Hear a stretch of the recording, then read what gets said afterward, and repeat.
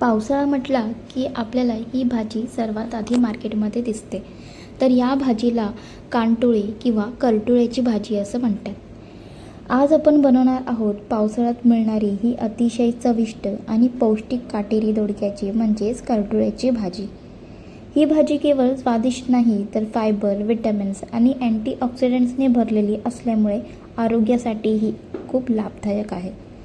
आज मी तुम्हाला अगदी सोप्या पद्धतीने आणि कमी मसाल्यात बनणारी झटपट होणारी ही खमंग काटेरी करटोळ्याची भाजी दाखवणार आहे. तर ही भाजी भाकरी, पोळी किंवा वरण भातासोबत सुद्धा अप्रतिम लागते.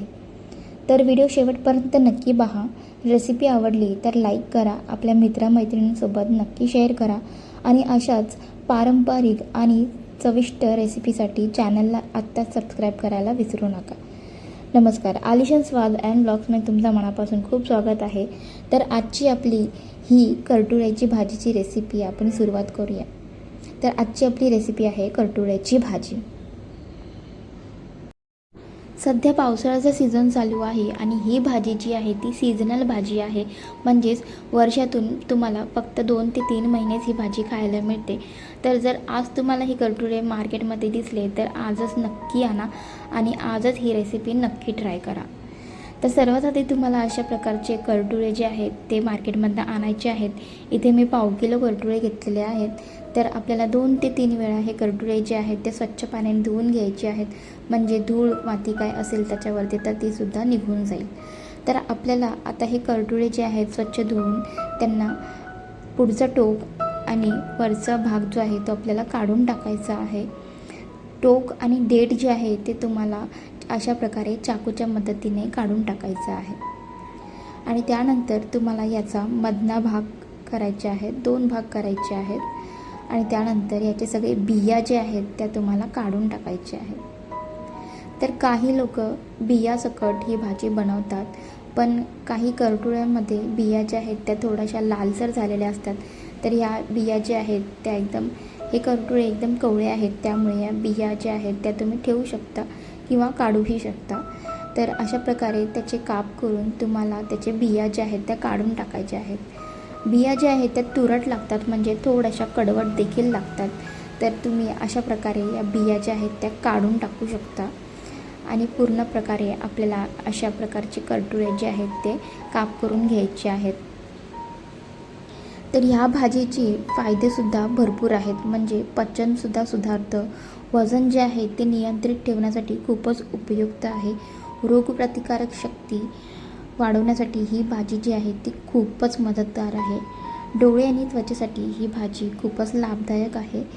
म्हणजे तुम्हाला जर डायबिटीज असेल तर डायबिटीज पेशंटसाठी ही भाजी जी आहे ती खूपच फायदेशीर आहे.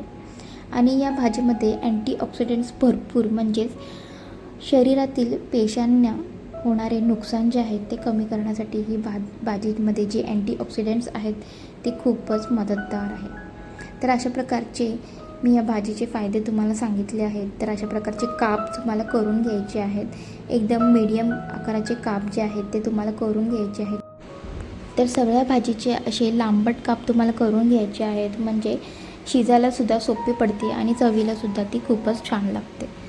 तर अशा प्रकारचे काप आता मी करून घेतलेले आहेत. आता आपण भाजी कशी बनवायची ती बघणार आहोत. तर आता इथे कढईमध्ये मी तेल जे आहे ते 2 ते 3 चम्मच मोठे तेल टाकलेलं आहे. आणि तेल जे आहे ते तुमचं व्यवस्थित तापल्याच्यानंतर त्यात मी 4 ते 5 कढीपत्त्याची पानं टाकलेली आहेत. यामुळे फ्लेवर खूप छान येतो आपल्या भाजीला. त्यानंतर 4 ते 5 लसणाची पाकळे जे आहेत ते मी इथे बारीक काप करून टाकलेले आहेत. आणि 1 हिरवी मिरची जी आहे ती मधनं कापून त्याचे 2 भाग करून मी इथे टाकलेले आहेत. तर आता लसूण जे आहे ते तुमचं छान गुलाबीसर होईपर्यंत 1 ते 2 मिनटं तुम्हाला हे छान तेलावरती परतून घ्यायचं आहे. आणि लसूण जो आहे तो आपला छान गुलाबीसर झाल्याच्यानंतर त्यामध्ये मी इथे 4 बारीक चिरलेले कांदे जे आहेत ते टाकलेले आहेत. कांदा जो आहे तो तुम्हाला बारीक चिरूनच टाकायचा आहे, त्यामुळे आपल्या भाजीला चव खूप छान लागते. तर कांदा जो आहे तो तुम्हाला छान 2 ते 3 मिनटं तेलावरती परतून घ्यायचा आहे. अगदी त्याचा रंग चेंज होईपर्यंत तुम्हाला इथे कांदा जो आहे तो परतून घ्यायचा आहे. आणि कांदा जो आहे तो आपला छान गुलाबीसर झाल्याच्यानंतर यामध्ये मी अर्धा बारीक चिरलेला टोमॅटो टाकलेला आहे. तर आता टोमॅटो टाकल्याच्यानंतर तुम्हाला 2 ते 3 मिनटं भाजी मस्त परतून घ्यायची आहे. तर आता इथे कांद्यासोबत टोमॅटो जे आहेत ते तेलावरती छान परतून घ्यायचा आहे.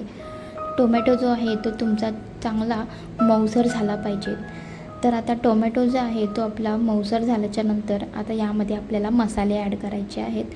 तर 1 छोटा चम्मच मीठ मी इथे ॲड केलेलं आहे चवीपुरतं. 1 छोटा चम्मच हळद ॲड केलेली आहे.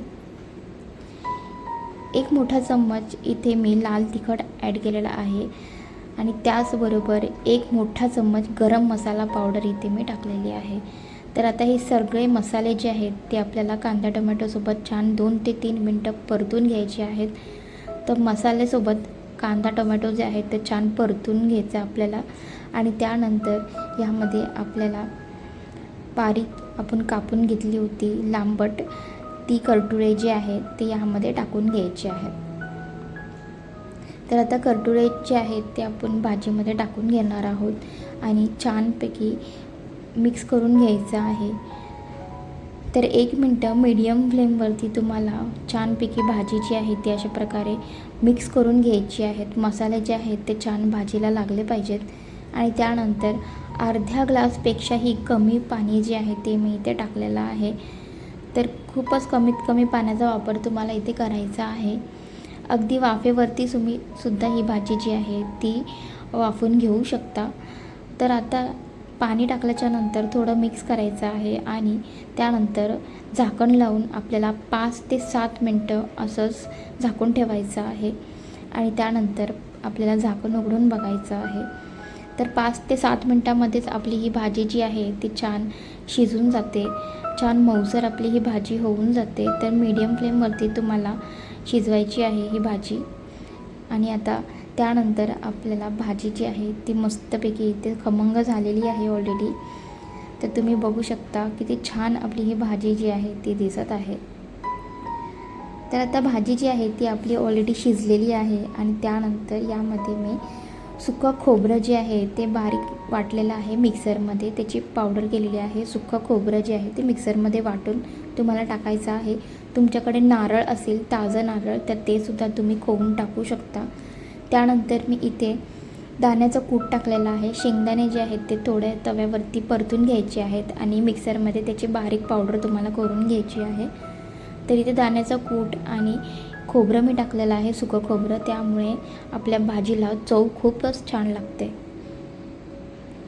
तर आता शेंगदाण्याचे आपण इथे पावडर टाकलेली आहे, दाण्याचं कूट आणि आपण नारळ टाकलेलं आहे, सुकं खोबरं. तर थोडंसं आपल्याला वाफवून घ्यायचं आहे.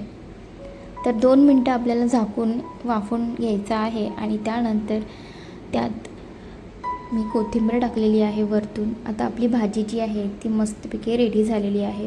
तर तुम्ही बघू शकता आपली गरमागरम करटुऱ्याची ही भाजी जी आहे तीच रेडी झालेली आहे.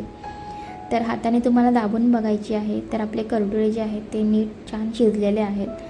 तर आपली भाजी जी आहे ती आता सर्विंगसाठी रेडी झालेली आहे. तर रेसिपी आवडल्यास लाईक शेअर कमेंट नक्की करा. आजच ही भाजी मार्केटमध्ये आणून आजच अशा पद्धतीने ही खमंग करटुऱ्याची भाजी नक्की करून बघा, तुम्हाला नक्कीच आवडेल. तर व्हिडिओ लाईक करा आणि अशाच पारंपरिक आणि चविष्ट रेसिपीसाठी चॅनल सबस्क्राईब करायला अजिबात विसरू नका. भेटूया आपण पुढच्या अशा एकाच इंटरेस्टिंग रेसिपीसोबत. तोपर्यंत धन्यवाद.